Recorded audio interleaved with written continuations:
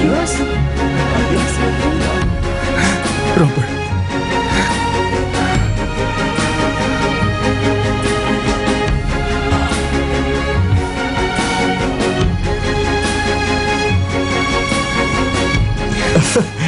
Welcome, Chef.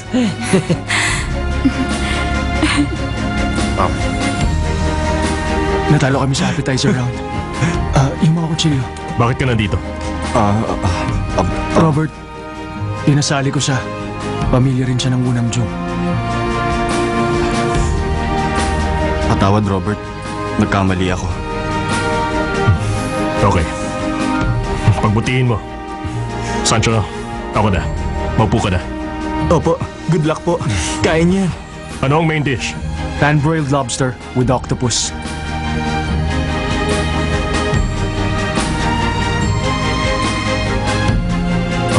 Hindi to obra.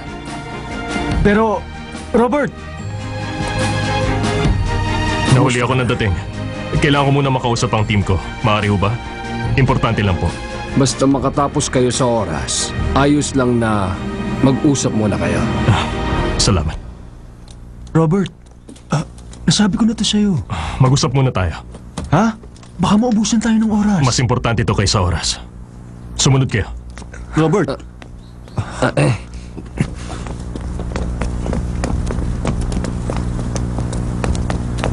Jenna, saan kaya sila pupunta?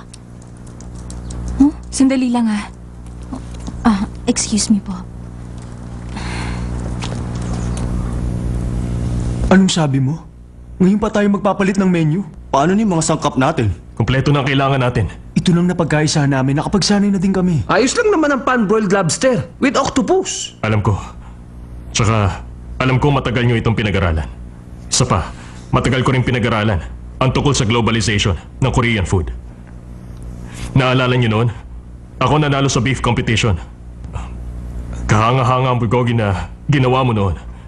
Ginamit mo pa ang secret recipe ng unam jong na binigay sa'yo ni Papa. Ayos yun. Pero ako pa rin ang nanalo. Sa anong dahilan? Yun ay dahil inisip ko noon ang tema ng globalization. Naisip kong magugustuhan nyo ng mga judge. Ano nang ilalaban natin? Spicy rice cake with lobster. Na may kasamang chili sauce na gawa ko.